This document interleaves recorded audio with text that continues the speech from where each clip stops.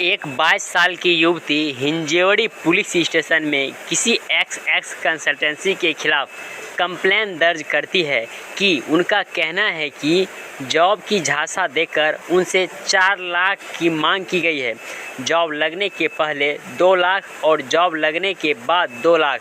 हालांकि युवती ने 2 लाख कंसल्टेंसी वाले को दे भी दिया है, जिसके बदले उसे फेक अपॉइंटमेंट लेटर दे दिया गया है और ऑफर लेटर मांगने पर पैसे की मांग करने लगा। इतना सब कुछ होने के बाद युवती का दिमाग की बत्ती खुलती है और वो पुलिस स्टेशन जाकर पैसे के लिए मांग करती है। पुलिस स्टेशन में पुलिस वालों से गुहार लगाती है। हालांकि उस कंसल्टेंसी वाले पे एफआईआर दर्ज होता है और आईपीसी की धारा 409, 419 और 420 के तहत उन्हें अरेस्ट भी करती है।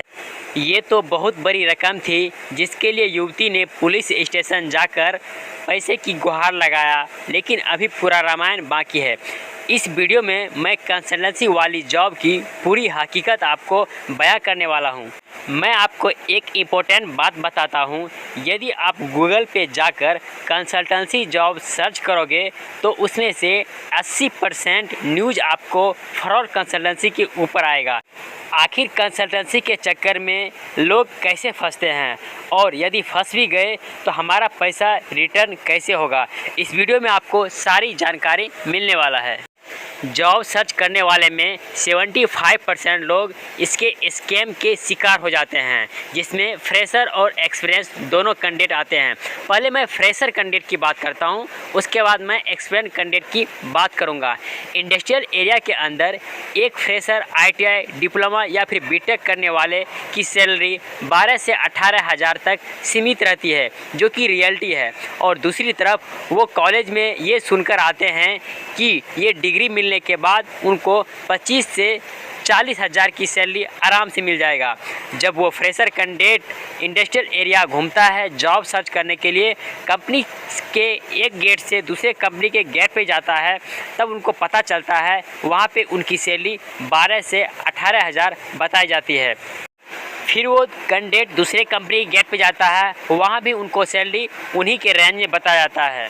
इस तरह से इधर उधर चक्कर लगाते लगाते वो कैंडिडेट बोरिंग हो जाता है और कॉलेज में बताए गए टीचर की बात को याद करता है और उसी समय उसकी नज़र किसी कंसल्टेंसी वाले जॉब के वॉलपेपर पर पड़ता है, जहाँ पे जॉब की पूरी जानकारी दी होती है और साथ में हर जॉब के साइड में 25,000 से 40,000 तक जॉब ऑफर करवाती है, ऐसा उस एडवर्टाइजमेंट लिखा होता है। फिर वो कैंडिडेट वहाँ पे दिए गए नंबर पे कॉल लगाता है और उधर से कोई पर्सन उनसे बात करता है, मीठी मीठी बातें करता है। Tata, Mahindra, force motor, Mercedes Benz जैसी कंपनी की बात करता है और उसमें जॉब लगाने का वो गारंटी देता है। इस तरह से कैंडिडेट का सीना चौड़ा होने लगता है। ये तो ऑफलाइन तरीका हुआ जिसमें लोग फंसते हैं। दूसरी तरफ जब हम घर बैठकर जॉब सर्च करते हैं तो वहाँ पे naukri.com, इंडेड, लिंक्डइन जैसे वेबसाइट पर यदि हम जाते हैं तो वहाँ पे भी आपको 60 से 70% जॉब फ्रॉड ही होते हैं।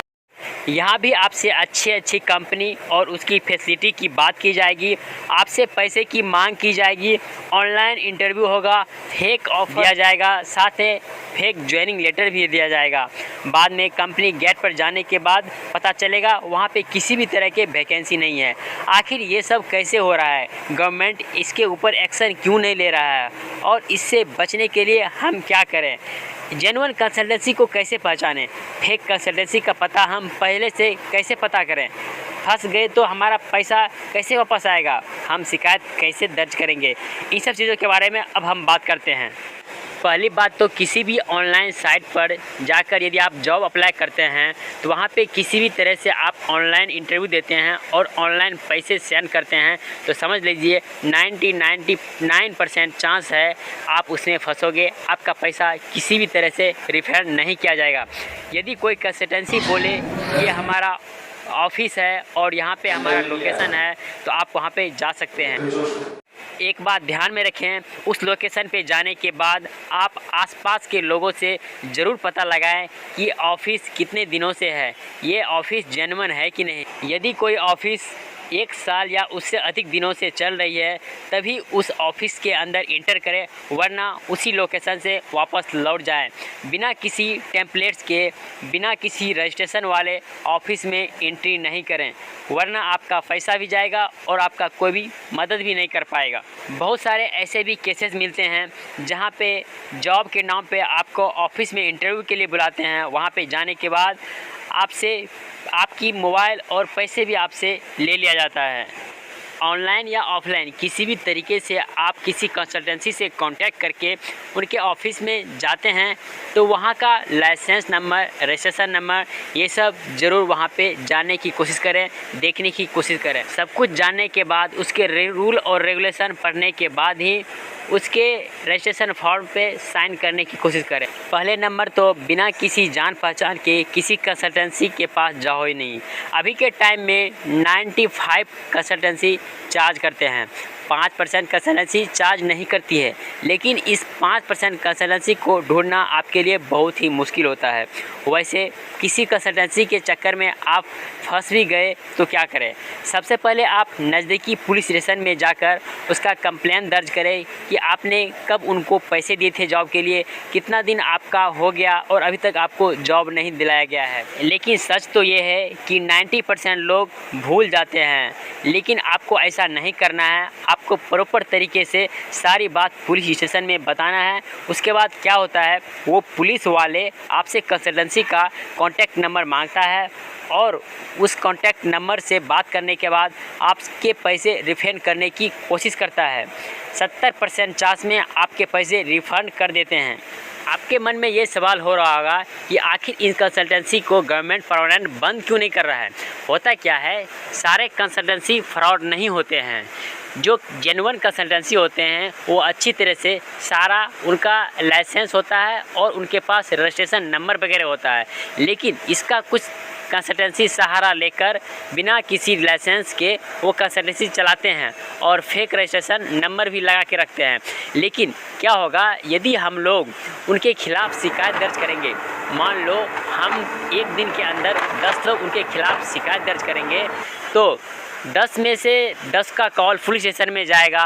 फिर उन पुलिस स्टेशन वाले को लगेगा कि सच में कहीं ना कहीं गलत हो रहा होगा, तब जाके वो लोग एक्शन लेगा उस पर। यदि हम लोग उनके खिलाफ़ किसी भी तरह का एक्शन नहीं लेंगे, हम लोग सोचेंगे चलो 500 रुपया गया, 1000 रुपया गया, इससे हमारा क्या गया। लेकिन क्या होता है, हम लोगों के चलते में मान लो एक दिन में 5 लोग गए, 1-1000 रुपया दिए और उसका 5000 बन गया एक दिन का।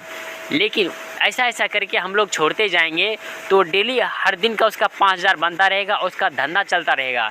अगर एक दिन के अंदर 5 से 10 लोग शिकायत किया तो ऐसे में जब अलग अलग पुलिस स्टेशन में शिकायत दर्ज जाएगा तो उन लोगों को लगेगा कहीं ना कहीं गलत हो रहा है। तब जाके वो वहाँ पे जाके निरीक्षण करेंगे और जो भी तरह का स्कैम कर रहे हैं वो लोग, उनके खिलाफ़ दर्ज होगा, सारे लोग अरेस्ट किए जाएंगे।